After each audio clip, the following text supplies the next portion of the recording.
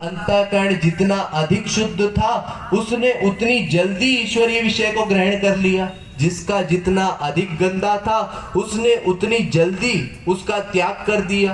क्योंकि अंतःकरण में गंदगी होती है इसलिए ईश्वरीय विषय वो व्यक्ति ग्रहण नहीं कर पाता, लेकिन उसका भी लाभ होता है। जैसे मान लीजिए कोई सत्संग में आता है, वो सोचता है कि हमारा तो कोई फायदा नहीं होता, हमको अच्छा लगता है, हम बैठते हैं सत्संग में सुनते हैं, लेकिन भीतर से कोई फीलिंग नहीं होती, हमारा भगवान में प्रेम नहीं बढ़ता, संसार से वैराग्य नहीं होता। ऐसा क्यों है? ऐसा इसलिए है क्योंकि अभी आपका अंतःकरण मलिन है, गंदा है। इसलिए भगवान में कोई प्रेम न होने के कारण भगवान की बातें सुनना या भगवान की लीलाएं सुनना, भगवान के शब्द सुनना ये अच्छा नहीं लगता मन को।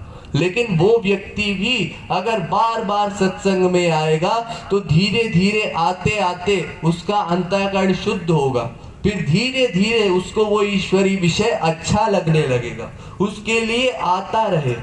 और ये जो सुना हुआ विषय है, आज चूंकि हम अधिकारी नहीं है इसलिए हमको सुनने पर कोई विशेष लाभ महसूस नहीं होता, लेकिन जिस दिन हम अधिकारी हो जाएंगे उसी दिन ये हमारा सब सुना हुआ विषय ये हमारे काम आ जाएगा, ये कोई बेकार नहीं जाएगा। अरे यूं समझिए, जैसे आपने देखा होगा कि एक चुंबक लोहे को खींच लेता है, तो अब लोहा जितना अधिक प्योर होगा वो इतनी जल्दी चुंबक से खींच जाएगा। अब आप 10 तरह के लोहे रख दीजिए, एक लोहे में 10% मिलावट कीजिए, दूसरे में 20%, फिर 30%, 40%, ऐसे करके आपने तमाम प्रकार के लोहे रख दिए। अब उसके बाद एक चुंबक रखिए आगे, तो जो सबसे प्योर लोहा होगा वो सबसे पहले आकर के खींच जाएगा, फिर उसके बाद 20% मिलावट वाला, फिर 30% मिलावट वाला, ऐसे करते करते धीरे धीरे सब खींच जाएंगे। उसी प्रकार से महापुरुष चुंबक होता है और हम सब लोहे हैं।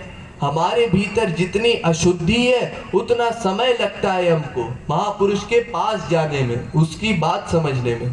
लेकिन अगर हम संयम के साथ अपना समय देंगे उसको, तो धीरे धीरे हम उस महापुरुष को समझने लगेंगे। बौद्धिक बल के अनुसार हम उस महापुरुष को नहीं समझ सकते, लेकिन धीरे धीरे अगर उसको समझने की चेष्टा करेंगे और श्रद्धा रूपी संपत्ति के साथ उसके पास जाएंगे तो अवश्य ये अनुमान लगा सकते हैं कि अमुक व्यक्ति महात्मा है या अमुक व्यक्ति महात्मा नहीं है। ये तो हुई शब्द प्रमाण की बात।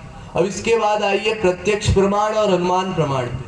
क्या मतलब जैसे कहीं अगर आग जल रही है तो आप कैसे पता लगाते हैं कि ये आग है? अगर ऊपर धुआं उठता है तो आप अनुमान लगा लेते हैं यहाँ धुआं है, इसका मतलब आग लगी होगी, धुएं का मतलब ही आग है। ऐसे ही महापुरुष के भीतर भगवान की प्रेम रूपी विरहाग्नि जलती है। वो महापुरुष श्री कृष्ण का गोलोक का त्याग करके आप सबके बीच आता है, आप सबका कल्याण करने के लिए। तो उसके भीतर श्री कृष्ण के पुनः मिलन की एक अग्नि जलती है, उसको विरहाग्नि कहते हैं, प्रेमाग्नि कहते हैं। तो उस प्रेमाग्नि के सहारे उस महापुरुष को पकड़ा जा सकता है। वो कैसे?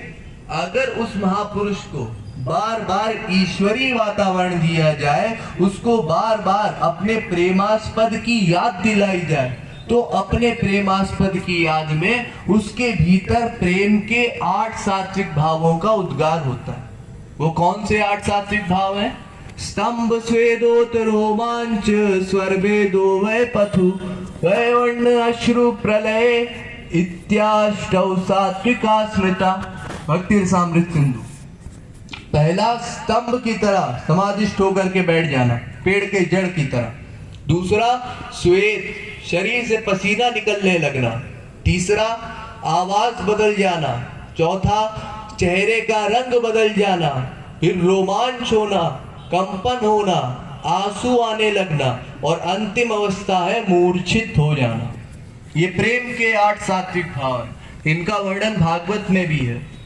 एवं व्रता स्वप्रिय नाम कीर्त्या जातानुरागो द्रुत चित्त उच्चै हसत्यथो रोदिति रोति गायत युन्माद वनृत्यति लोक बाहयता। वागद्गदा द्रवते यस्य चित्तं रुदत्यभीक्षणं हसति क्वचिच्च विलज्य उद्गायति नृत्यते च मदभक्ति युक्तो भुवनं पुनाति। भागवत के 11वें स्कंद के 14वें अध्याय का 24वां श्लोक और भागवत के 11वें स्कंद के दूसरे अध्याय का 40वां श्लोक। अगर ऐसे महापुरुष को बार बार श्री कृष्ण की याद दिलाई जाए, उसके प्रेमास्पद की याद दिलाई जाए, तो उसकी कुछ ऐसी दशा हो जाती है जैसे वागद गदा वाणी गदगद हो जाए, उससे बोला नहीं जाता, नेत्रों से आंसू आने लगते हैं, अपने प्रीतम की याद में चिल्लाने लगता है, कभी रोने लगता है।